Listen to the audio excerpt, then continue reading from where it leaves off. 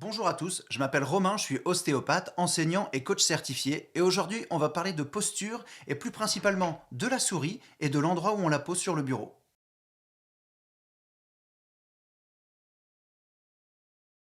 La souris, c'est ce périphérique usuel qu'on utilise un peu sans trop y réfléchir. Elle est posée sur la droite depuis sa création, sur la gauche pour certains gauchers, mais est-ce que c'est le meilleur endroit pour l'utiliser? Petit spoiler, non. Dans cette vidéo, on va faire un léger détour sur l'historique de la souris, ensuite on parlera un tout petit peu de biomécanique pour pouvoir ensuite en déduire la bonne position de la souris sur le bureau. On passera ensuite en revue quelques accessoires qui sont en vogue en ce moment et on verra s'ils sont vraiment utiles et surtout comment on peut s'en passer. La souris a été inventée dans les années 60, mais elle a été démocratisée par Apple dans les années 80 qui l'a vendue pour la première fois avec un ordinateur grand public, après avoir volé l'idée à Xerox. La première raison pour laquelle la souris se trouve à droite, c'est qu'elle a été développée principalement par des droitiers et que ceux qui l'ont essayée en premier étaient aussi droitiers. Elle était donc posée de ce côté du bureau pour pouvoir l'essayer plus facilement.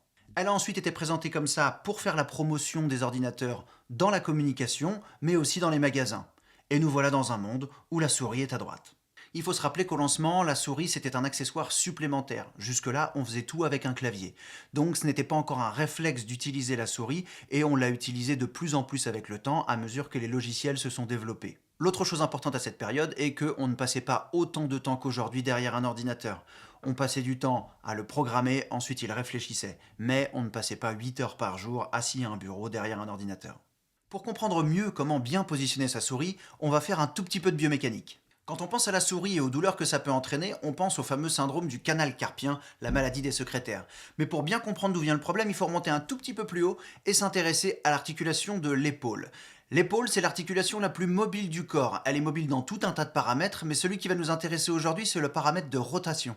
Il existe une rotation interne et une rotation externe. La rotation interne est la rotation la plus efficace dans l'épaule. Elle est motorisée par des muscles très puissants et nombreux, alors que la rotation externe a moins de muscles et a moins d'amplitude, il est donc moins facile de la faire, c'est moins naturel. L'autre chose à savoir est que l'épaule a une position dite neutre, de repos ou d'aisance.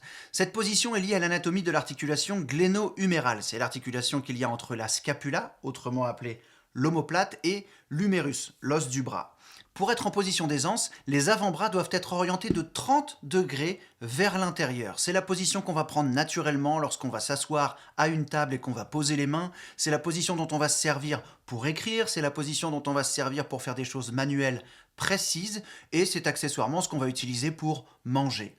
Et une personne l'a utilisé il y a très longtemps pour poser sur la peinture la plus connue du monde. Connaissant maintenant la position de repos de l'épaule et la position dans laquelle elle est la mieux pour travailler, on va pouvoir délimiter des espaces dans lesquels nous pouvons placer des choses pour interagir avec eux. La zone dont nous allons parler aujourd'hui est la zone dans laquelle nous interagissons avec le plus de facilité. Cette zone est représentée par un triangle qu'on pourrait dessiner sur le bureau, la pointe du triangle se trouvant au niveau de notre ventre et ensuite ça part sur les côtés et vers l'extérieur. Tout ce qui va se situer à l'intérieur de cette zone sera dans une zone d'aisance, facile à utiliser, sans effort particulier à faire. On va ensuite placer le clavier et la souris dans cette zone et je pense que vous commencez à repérer un petit peu pourquoi la souris à droite, c'est pas franchement top. Si je pose le clavier éloigné de moi avec les coudes posés sur le bureau, on voit qu'il est entièrement dans cette zone d'aisance. En revanche, si je le mets trop proche de moi, on voit que les lettres qui sont à gauche et les chiffres sur la droite sont en dehors de la zone et on va devoir modifier notre position, aller dans une position qui n'est pas forcément aisée pour utiliser ces touches. On va maintenant placer la souris sur la droite du clavier et on voit qu'elle est en dehors des limites de notre triangle d'aisance. Il va donc falloir réfléchir à une autre position pour la mettre, et je ne sais pas si vous voyez, mais en dessous du clavier, nous avons une zone où il reste encore beaucoup de place, qui est facile à atteindre et dans laquelle nous pouvons mettre notre souris. Le mieux est de placer la souris entre le clavier et nous, légèrement déportée sur la gauche de façon à ce qu'elle soit facile à utiliser par la main droite. Nous avons là une configuration où le clavier et la souris se trouvent à l'intérieur de notre triangle d'aisance et les efforts nécessaires pour utiliser le clavier comme la souris ou les deux en même temps sont vraiment limités. Il y a un autre avantage qui est minime, mais au bout de la journée, voire même au bout de la semaine, ça peut représenter quelque chose. La souris est beaucoup plus proche de notre main et le temps pour y accéder est beaucoup plus court. Ça fait gagner quelques millièmes de seconde, mais cumulé sur l'année, ça peut être efficace. Une fois installé comme ça, vous allez augmenter votre endurance pour utiliser le clavier et la souris. Vous faites beaucoup moins d'efforts musculaires et c'est beaucoup plus naturel d'utiliser votre souris. Je sais que certains vont penser que c'est difficile de changer cette habitude, mais beaucoup de gens l'ont fait en suivant mes conseils, et le cerveau met à peine quelques secondes à s'adapter à la modification de la position de la souris, et il n'y a pas de problème sur le long terme. Le vrai intérêt de mettre cette souris dans cette zone, au-delà du fait de ne pas utiliser la rotation externe, est surtout que vous allez beaucoup moins déplacer votre coude pour utiliser votre souris. Normalement, lorsque la souris est à droite, le fait de faire une rotation externe n'est pas aisé. Donc ce qu'on va faire, c'est qu'on va soit déplacer le coude vers l'extérieur, soit lever le coude du bureau, ce qui va amener une énorme tension sur l'épaule qui peut remonter jusque dans les cervicales et créer des douleurs cervicales juste à cause de la mauvaise position d'une souris. Maintenant, vous allez me dire, c'est bien cette technique, mais pour éviter de faire ça, on m'a donné plein d'accessoires pour aider à ma position de travail.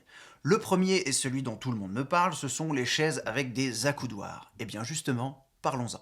Pour les accoudoirs, j'ai eu une espèce de révélation en regardant une série télé où une femme s'asseyait à un bureau pour écrire une lettre. Lorsqu'elle s'est assise, elle a posé ses deux coudes sur le bureau et a écrit sa lettre de façon totalement naturelle. Et là, je me suis demandé pourquoi est-ce que la position serait naturelle pour écrire une lettre, mais qu'elle ne le serait pas pour taper au clavier et utiliser une souris. Ce sont deux actions que l'on fait avec nos mains sur un bureau et qui doivent être précises. La question à se poser, c'est pourquoi une position qui est confortable pour écrire ne l'est pas pour taper au clavier, et surtout pourquoi une position qui est inconfortable pour écrire le serait pour taper au clavier et utiliser la souris. Je vous invite la prochaine fois que vous avez une chaise avec des accoudoirs à essayer de poser vos coudes sur les accoudoirs et rédiger quelque chose à la main.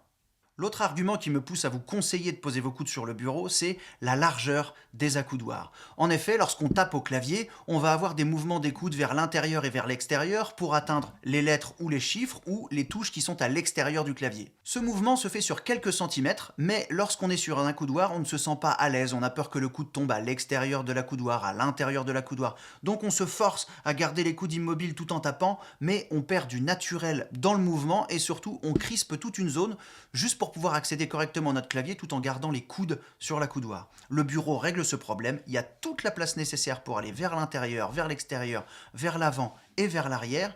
Et surtout, la position du coude sur le bureau peut varier en fonction de si j'utilise ma souris ou mon clavier, alors que sur une chaise avec des accoudoirs, la position est unique et vous n'allez pas la changer à chaque fois que vous allez utiliser votre clavier ou votre souris. L'autre accessoire dont tout le monde me parle, c'est la souris verticale. Est-ce qu'il est utile d'utiliser une souris verticale pour la position de la main afin d'éviter les douleurs au niveau du poignet ? En fait, encore une fois, il faut remonter jusqu'à l'épaule. Et lorsqu'on utilise la souris sur la droite et qu'on fait une rotation externe, le mouvement naturel est d'amener les mains vers le haut, ce qu'on appelle une supination. Si on utilise une souris en rotation externe, on va faire une rotation externe plus ce qu'on appelle une pronation, les mains vers le bas. Cette position n'est absolument pas naturelle. Si je fais ça, vous voyez bien que c'est pas naturel. Le geste naturel, c'est celui-ci.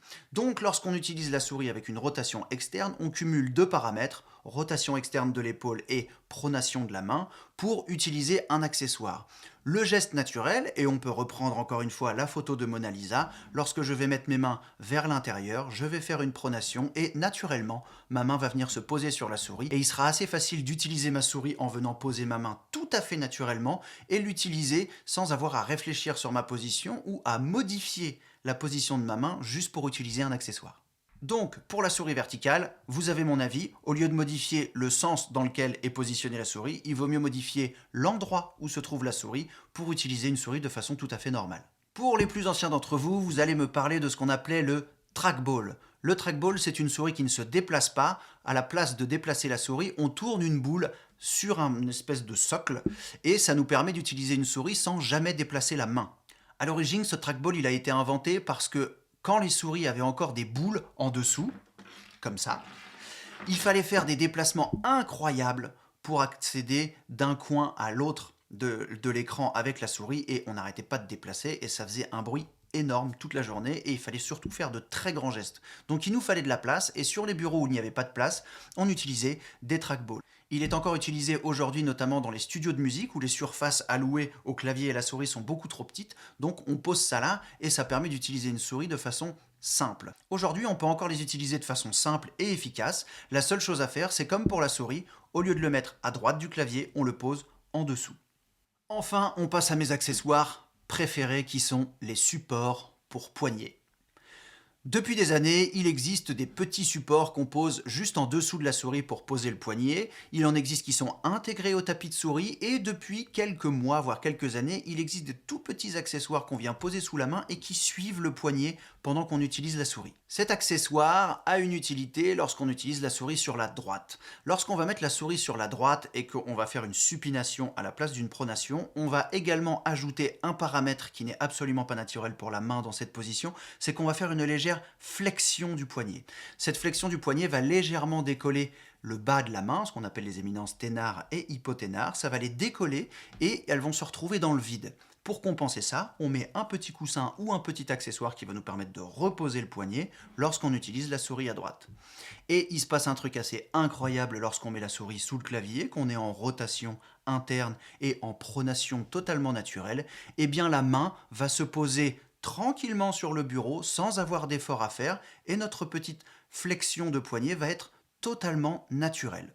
Il n'y a donc pas d'utilité d'utiliser ce genre d'accessoire lorsqu'on utilise la souris en dessous du clavier. Il existe tout un tas d'autres gadgets desquels je ne peux pas parler aujourd'hui, mais si vous voulez qu'on en discute, n'hésitez pas à laisser un commentaire juste en dessous de cette vidéo. Voilà pour cette première vidéo, j'espère que je vous ai donné une autre façon d'utiliser votre souris qui sera peut-être plus efficace et moins douloureuse pour vous sur le long terme. N'hésitez pas à vous abonner, à appuyer sur la petite cloche pour être au courant des vidéos qui vont arriver après. Si vous avez des commentaires, n'hésitez pas à les laisser en dessous. Et si vous voulez que je traite d'autres sujets, n'hésitez pas à les laisser en commentaire, les idées sont toujours les bienvenues. Merci d'avoir suivi toute cette première vidéo, on se voit bientôt, d'ici là, prenez soin de vous.